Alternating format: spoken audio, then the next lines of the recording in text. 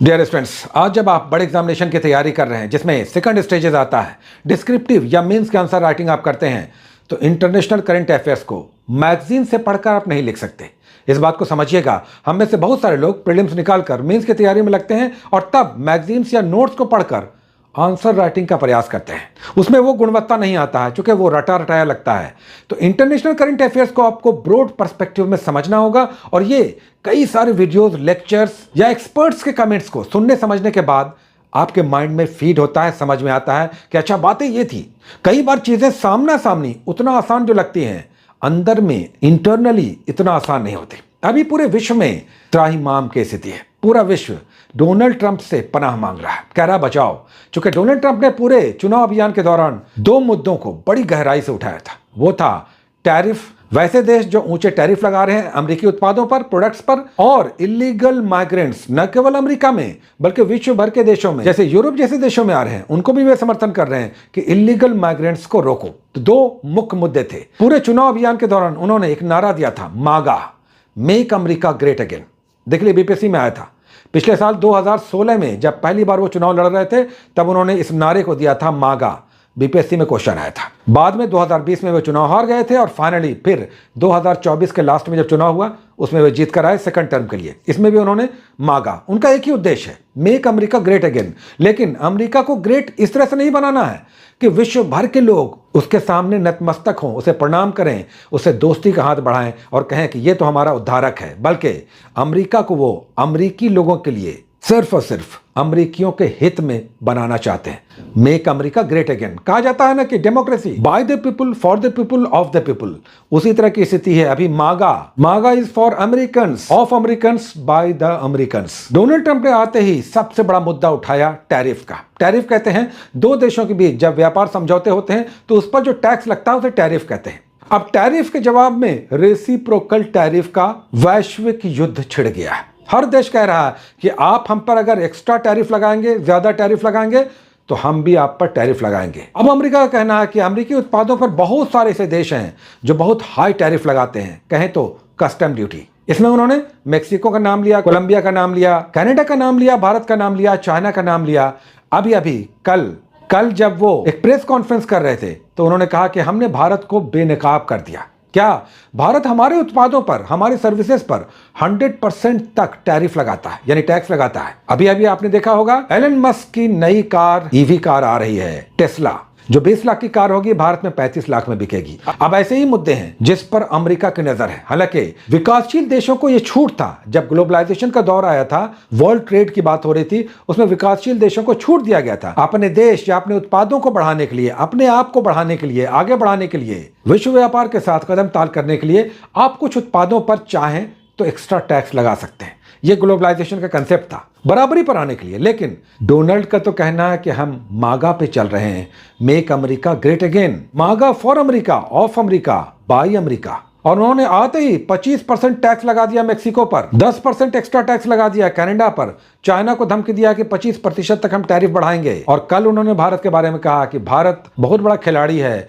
भारत को हमने बेनकाब कर दिया, भारत हमारे ईवी या सेमीकंडक्टर पर डबल टैक्स लगाता है, 100% टैरिफ लगाता है, हम भी भारत को उसी की भाषा में जवाब देंगे। जबकि डोनाल्ड ट्रंप को इस बात को समझना चाहिए कि भारत अमेरिका को अपना दोस्त मानता है, तो दोस्त के विरुद्ध इस तरह की भाषा उन्हें शोभा नहीं देती। अब समझिए, ये जो जियो पॉलिटिक्स है और ट्रेड वॉर है, अब ये tariff war, tariff world war में कन्वर्ट होते जा रहा है। इसे अच्छे से समझिए। अब 6-8 महीनों के बाद जब आप मेंस का एग्जामिनेशन देंगे उसमें टैरिफ एक बड़ा प्रश्न होगा। विश्व व्यापार में प्रशुल्क का मुद्दा, तो इस टैरिफ वॉर को आपको अच्छे से समझना होगा। डोनाल्ड ट्रंप ने आते ही टैरिफ वॉर यानी प्रशुल्क युद्ध छेड़ दिया है। आप शायद जानते होंगे कि सेकंड वर्ल्ड वॉर के बाद बाइपोलर वर्ल्ड बना।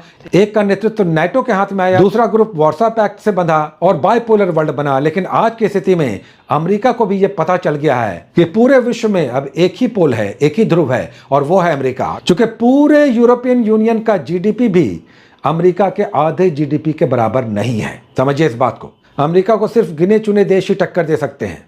रशिया का इंटरकॉन्टिनेंटल बैलिस्टिक मिसाइल सीधे न्यूयॉर्क पर जाकर हमला कर सकता है। इस बात को समझिएगा। जब एक जमाने में अमेरिका और रूस के बीच तनाव बढ़ा था तब रशिया ने क्यूबा में अपना इंटर बैलिस्टिक मिसाइल तैनात कर दिया था और तब अमेरिका हड़बड़ा गया था और वार्ता पर आकर के बैठ गया था।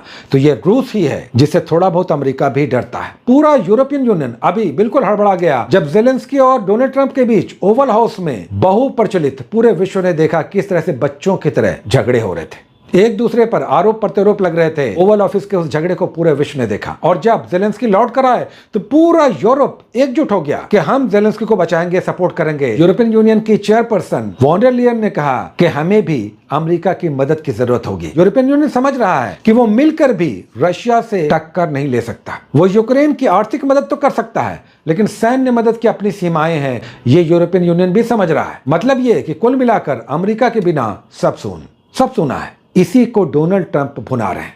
तो अगर कहें समरी में तो इस पूरे डिस्कशन का सार क्या है? सार यह है कि डोनाल्ड ट्रंप के चुनाव जीतते ही पूरे विश्व में आर्थिक युद्ध की स्थिति बन गई है और यह आर्थिक युद्ध बना है टैरिफ वॉर से। चूंकि उनका आरोप है कि दक्षिण अमेरिकी देश या कनाडा या चाइना या भारत अमेरिकी उत्पादों या सेवाओं पर 100% तक टैक्स वसूल रहा है, कस्टम ड्यूटी लगाता है। तो हम भी बदले में अब जवाब देंगे।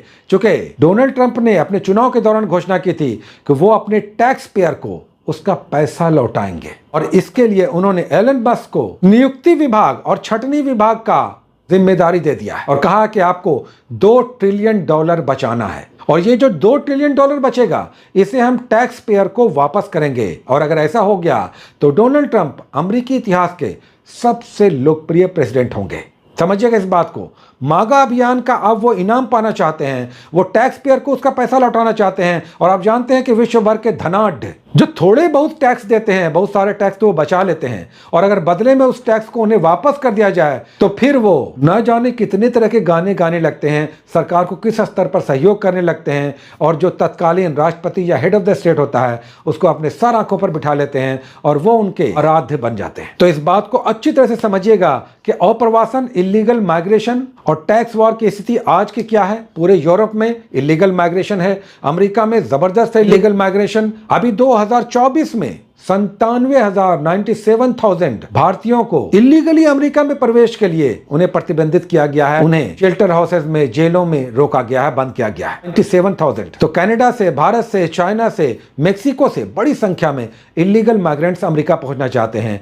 इसी को उन्होंने मुद्दा बनाया। समझिएगा इस बात को। जियोपॉलिटिक्स और ट्रेड वॉर, इन दो चीजों को समझकर और तब अपना कुछ कंसेप्ट बनाइए, अपना थॉट डेवलप कीजिए। और हमें लगता है कि इस पूरे डिस्कशन में 2-3 पॉइंट भी आपने ले लिया तो मेंस एग्जामिनेशन में जब आप लिखने बैठेंगे, और मेरा तो यह अनुमान है कि आने वाले 4 महीनों के बाद जितने भी एग्जामिनेशन होंगे उसमें टैरिफ वॉर, मेंस में टैरिफ वॉर एक बड़ा क्वेश्चन होगा और आपको बहुत अच्छे से इसका आंसर करना होगा, क्योंकि यह मुद्दा अब बड़ा प्रश्न बन चुका है। एग्जामिनेशन या सिटर्स के लिए लॉलीपॉप की तरह है। यह क्वेश्चन बनेगा ही बनेगा। मेंस का सबसे बड़ा क्वेश्चन है, सबसे पहले दिखाई देगा। तो कंसेप्ट डेवलप कीजिए जियोपॉलिटिक्स पर, ट्रेड वॉर पर, पूरे वर्ल्ड ऑर्डर पर, अमेरिका स्पेसिफिक मागा अभियान पर और डोनाल्ड ट्रंप के नित नए दिन के शिगुफाओं पर जो छोड़ रहे हैं, कभी डराने के लिए तो कभी बदला लेने के लिए। सबके अपने अपने मायने हैं। बहुत सारी शुभकामनाएं। All the best. Take care.